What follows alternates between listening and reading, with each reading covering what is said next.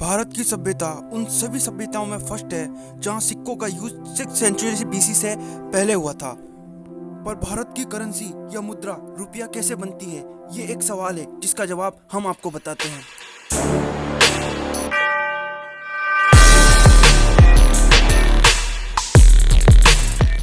रुपये शब्द का अर्थ होता है रुपा और जिसका मतलब होता है चांदी।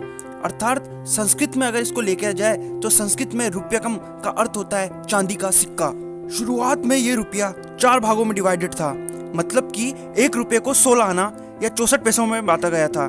पर जब दशमलव प्रणाली का यूज हुआ तब भारत ने सन 1957 में रुपये को दशमलव प्रणाली में तोड़ा और इसके 100 भाग कर दिए। जिस दशमलव प्रणाली का प्रयोग श्रीलंका ने 1869 में किया था तो वहीं पाकिस्तान ने इसका प्रयोग 1961 में किया था। तो दोस्तों, अगर हम भारत में करेंसी की शुरुआत की बात करें तो सभ्यताओं की शुरुआत के समय से ही चीजों को खरीदने या बेचने के लिए करेंसी की जरूरत होती थी और हमें उस समय के सिक्के भी मिलते हैं जहां अलग अलग राजाओं ने करेंसी के लिए अलग अलग तरीके अपनाए थे। किसी ने करेंसी के लिए सोने की मोहर का यूज किया था तो किसी ने चांदी की मोहर का यूज किया था। तो किसी ने इस करेंसी में कभी पीतल मिक्स कराया तो किसी ने तांबा मिक्स कराया। पर दिल्ली का एक सुल्तान मोहम्मद बिन तुगलक, जिसने भारत में पहली बार सांकेतिक मुद्रा का प्रयोग किया था, मतलब कि वो भारत का पहला ऐसा शासक था जिसने कैशलेस करेंसी की ओर अपने कदम बढ़ाया था।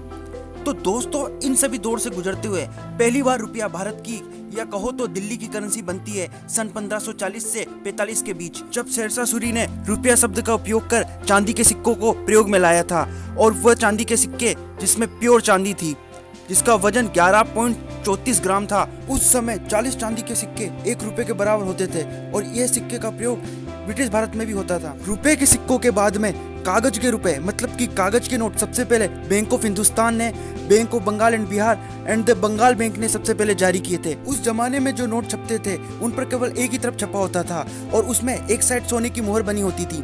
उसके बाद में एक महिला की आकृति को छापे जाने लगा और ये नोट दोनों तरफ से छपे होने लगे थे और इनमें 3 लिपि, उर्दू, बंगाली और देवनागरी लिपि में लिखा जाता था और जिसके पीछे बैंक की छाप लगी होती थी। 20वीं शताब्दी तक अरेबियन कंट्री और यहाँ तक कि फारस की खाड़ी में तक भारत की करेंसी ही चलती थी। पर जब रुपए में गिरावट आने लगी तो सोने की तस्करी को रोकने के लिए भारतीय रिजर्व बैंक ने अपने नोटों में कुछ चेंज किया।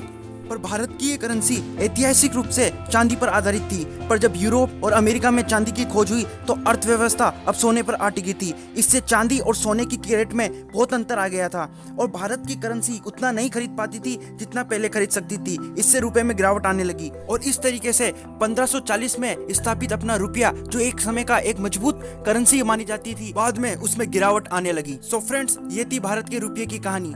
अगर आपको ये ऐसी वीडियोस पसंद है और आप हमारे चैनल पर नए हैं तो प्लीज चैनल को सब्सक्राइब करें। वीडियो अच्छी लगी तो इसे लाइक करें और शेयर करना ना भूलें। Thank you for watching.